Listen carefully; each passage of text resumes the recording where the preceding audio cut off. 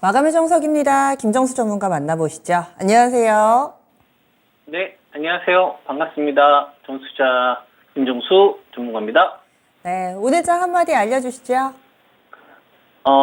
2,500 이상에서 유동성이 4조 이상 자금이 빠질 때는 체질 개선된 주도주만 공략하자. 이렇게 정해봤습니다. 네, 아마 기존에 이 방송을 꾸준히 들으셨던 분들은 어느 정도 좀 이해가 한 번에 되실 것 같고요. 기준 이 거래 대금을 거래소, 그러니까 코스피 기준으로 12조 얘기해 주셨으니까 4조 이상 빠진다라는 이야기는 8조를 하회할 경우에는 이 체질 개선된 주도주만 공략하자. 지금 제가 제대로 이해한 건지 설명을 좀 해주세요. 네, 이제 의도를 먼저 파악하시는 게 좋을 것 같은데요. 코스피 지수 2,500 이상에서는 우리나라 기업들이 이익으로 버티는 자리가 아니라 돈의 양으로 버티는 자리입니다. 그래서 엑셀도 제가 한번 보여드린 적이 있죠. 우리나라 기업들이 08년도에 한 50주 정도 벌었었는데 그걸 밸류로 환산하면은 한 2,400, 한 85 정도 되거든요. 그래서 여러분들이 좀 기억하시기 쉽게 한 2,500 정도로 제가 말씀을 드리는 겁니다. 약간의 오차를 좀 두고. 그죠? 이게 잘 안 보실 수도 있는데, 그래도 이제 못 보신 분들이 있을 수 있으니까 다시 한번 보여드리도록 할게요. 삼성전자하고 하이닉스 올해 둘이 돈을 합치면 그냥 제자리예요. 삼성전자가 10조 벌면 하이닉스가 10조 까먹어서 올해 이 두 기업이 얼마 정도 벌었었냐면은 삼성전자하고 이 하이닉스 이 두 개의 기업만으로도 우리나라 기업들이 70조 넘는 금액을 벌었어요. 전성기 때는 80조 벌었었거든요.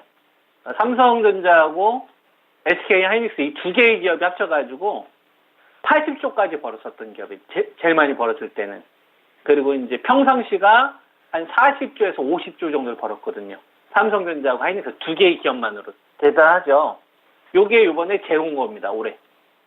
삼성전자하고 하이닉스 빠지니까 올해 우리나라 코스피 지수는 50조 정도 이익 컨센이 적정 밸류다라고 이제 저는 보는 거고, 그래서 한 2,485 정도 되는데, 좀 기억하기 쉽게 한 2,500 정도로 여러분한테 말씀을 좀 드리는 거고, 그러면은 이게 고점을 의미하느냐, 이게 꼭 고점을 의미하지는 않아요.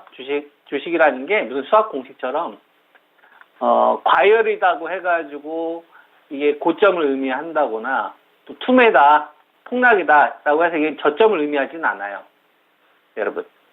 과열이더라도 얼마든지 주식은 더 갈 수 있는 거고, 투매 공포라고 하더라도 얼마든지 더 하락할 수 있어요. 주식을 하다 보면. 근데, 돈이라는 키워드가 되게 중요한 거죠. 비싸게 사는 사람도 있었을 때는 버티는 거예요.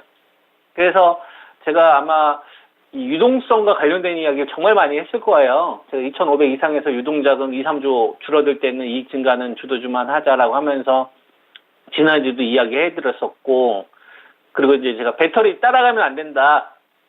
그래서 배터리 가격들도 굉장히 그 당시에 막 신고가를 기록하거나 시장에 랠리가 보였었던 이런 구간에서 여러분한테 좀 기다리자라는 이야기 해드렸었지 않습니까? 다른 이유 없어요. 돈이 줄고 있어가지고. 돈이 넘치면은 상관없어요. 뭐 비싸게 사겠다는 사람들이 넘치겠다는데 그것까지 부정할 필요는 없는 거죠. 근데 돈이 떨어지면 우리가 훨씬 더 좋은 가격에 살 수 있으니까 제가 종합주가지수 3,000에서 2,100까지 폭락하는 기간 동안 배터리 폭락 제 전략들 하신 분들 폭락 다 피했잖아요. 그리고 나서 또 먹을 건 다 먹었잖아요. 이번에 또 폭락 또 피하는 거죠, 뭐. 이런 건 두세 번만 반복하면 계속 확 늘어나요. 그래서 반도체 같은 경우부터 이제 좀 짚어드리면 삼성전자는 목표치 높였습니다, 여러분. 59,000원대 적자 밸류다. 그래서 매수 의견 드렸고 63,000원까지 높였고 그때가 한 7만 원 정도 제시했었는데 더 높였어요. 목표치 더 높여야 돼요, 여러분. 삼성전자 가지고 계신 분들. 이번에 배터리의 빈자리를 반도체가 메꿔줄 것 같고, 그 다음에 이거 하이닉스, 이거 최근 들어서 89,000원이라는 자리를 정말 많이 강조하고 있는데 이 구간에서 사주면 다 돈 된다라고 저는 생각합니다. 없는 분들도 사야 되고, 그 다음에 지난번에 한번 걸린 자리가 한 92,000원 정도 돼요, 여러분. 근데 하이닉스 실적 안 좋은 건 알잖아요. 근데 감산이 있잖아요, 감산. 하이닉스 감산도 있는데 삼성전자 감산이 더 중요하죠. 감산. 이 감산 여러분 우습게 여기면 안 됩니다. 실적하고 바로 연결되는 거예요. 감산 나오면은 요 하이닉스 같은 경우에는 목표치가 더 높아진다고 봐야죠. 요 가지고 계신 분들은 계속 가져가면 훨씬 더 비싸게 팔 수 있을 거예요. 이번 거에 대안이 될 수도 있을 거고. 그리고 소부장은 추세 노려야 된다. 3인방 추천드리고 있는데 원이 가입해서 3만 원대 초반이죠. 매도할 자리 아닙니다. 가져가야 되거나 사야 될 자리고 테스, 유진테크. 대신 이제 기업들이 IR 일정도 있을 거 아니에요. 그거 맞물려서 사세요. 2분기 실적 발표되는 거 보고 깨지는 거 보고 들어가세요. 실적 박살나는 거 보고. 그래야 브라시스 해소거든. 그래서 이건 지금의 실적을 보는 게 아니라 체질이 개선됐다. 이익이 줄다가 이익이 늘어났어요. 파운드 장비 매출이 없어서 파운드 장비가 발생이 됩니다. 이러면은 가져가야죠.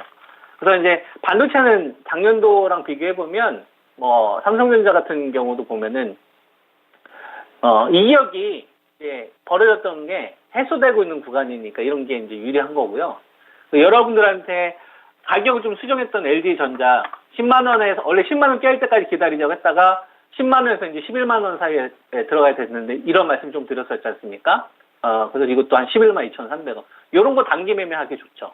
이것도 이제 실전에서 들어간 종목인데, LG전자 가지고 계신 분들은 이거 참고하시기 바랍니다. 트레이딩 하기에는 이런 기업이 차라리 더 나아요. 자, 그 다음에, 59만원 정도 됐던 걸 기억을 하는데, 59만원 이상 따라가지 말고, 54만원 이상 단기 브레이크 나오더라도, 이건 단기 반등이다라는 말씀 좀 드렸죠. 그죠? 그래서 51만원 깨지는 자를 기다려보자. 그죠?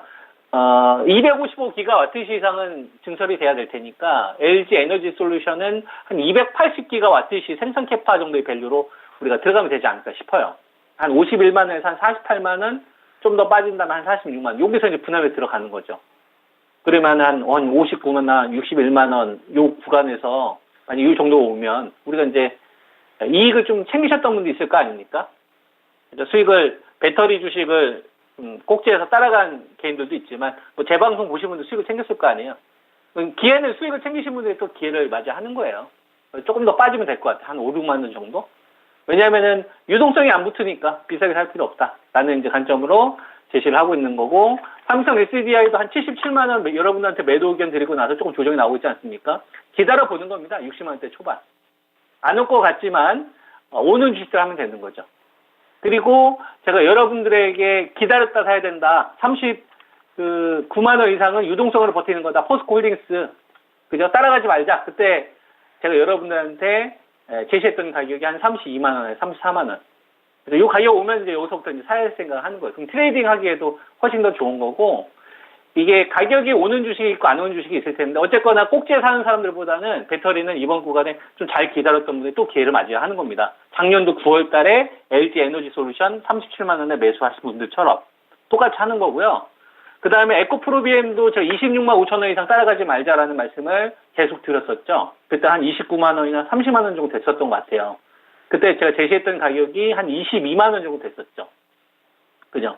지금 벌써 한 4, 5만원 빠졌지 않습니까? 이것도 한 4만원 정도 더 빠지면은 이것도 이제 팔 생각하는 게 아니라 살 생각하는 겁니다. 저 때가 이제 그 SK 이노베이션하고 장기 공급 계약했었을 때 이 밸류거든요. 요 트레이딩 하시는 분들 좀 참고하시고, 그 다음에 포스코 퓨처엠, 이것도 따라가면 안 된다. 그때가 한 39만원 정도 됐던 걸로 제가 기억합니다. 따라가지 말고 기다려라. 30만원대 초반대였죠. 그래서 지난주에 제가 28만원까지 좀 톤다운 시킨다. 그래서 30만원만 생각하지 마시고 30에서 한 28만원? 요 구간에 왔을 때는 이제 살 생각을 하는 거예요. 요것도 의미 있는 자리입니다, 여러분. 요것도 의미 있는 자리고, 지금 말씀드리고 나서 한 7만원 정도 빠졌으니까 조금 더 빠질 때 한번 기다려 보는 거예요. 쿵쿵, 이런 식으로. 그래서 남들 손절할 때 우리는 매수하는 거죠. 다른 사람들 쫓아갈 때는 우리는 이익션 하는 거고. 요걸 또 이번에도 하는 거예요. 그리고 LNF도 25만원 깨질 자리를 기다려보자 라는 말씀을 좀 드렸었지 않습니까? 그때가 거의 한 32만원, 33만원 됐던 걸 제가 기억을 합니다. 25만원짜리. 안 올 것 같은데 오죠. 그죠? 제가 여러분들에게 LNF 맨 처음 추천드렸을 때가 17만원입니다. 다른 사람들 다 고점에서 물렸었을 때. 안 올 것 같은데 와요. 양극재 업체들은 NCM과 NCMA, 직거래냐 중간 거래를 통하느냐에 따라서 밸류가 이제 톤업이 될 거냐, 아니면 이제 톤다운이 될 것이냐, 이걸 가지고서 이제 밸류를 계산하는 방법이 있고요. 그다음 네네. 그래서 LNF도 25만 원 깨지면 요새 한 22만 원대, 23만 원 요 구간에서는 좀 분할 매수로 이제 다시 들어가자. 이렇게 의견 드리겠습니다. 네. 네, 알겠습니다. 오늘 말씀 고맙습니다. 예, 감사합니다. 네. 시장에서 이 유동성이 좀 빠질 때는 확실한 종목 위주로 대응 전략을 세워보자. 마감의 정석에서 남긴 메시지였습니다. 오늘 준비한 내용 여기까지입니다. 다양한 투자 판단에 대한 도움 말씀드렸고요. 종목의 상승 하락을 보장하지는 않습니다. 오는 주말입니다. 클래스통 두 번째 시간 진행될 예정인데요. 반도체 관련해서 긴 시간 동안에 이 관계자들의 이 이야기를 좀 직접적으로 들어보면서 Q&A 가질 수 있는 시간이 있습니다. 저희 유튜브 들어가 보시면은요. 커뮤니티 게시판에 남겨놨습니다. 신청서 작성하실 수 있으니까요. 이쪽으로 한번 접속해 보시면은 함께 하실 수 있는 길 열려 있으니까요. 많이 참여해 주시기 바랍니다. 그러면 내일 이 시간 다시 뵙겠습니다. 고맙습니다.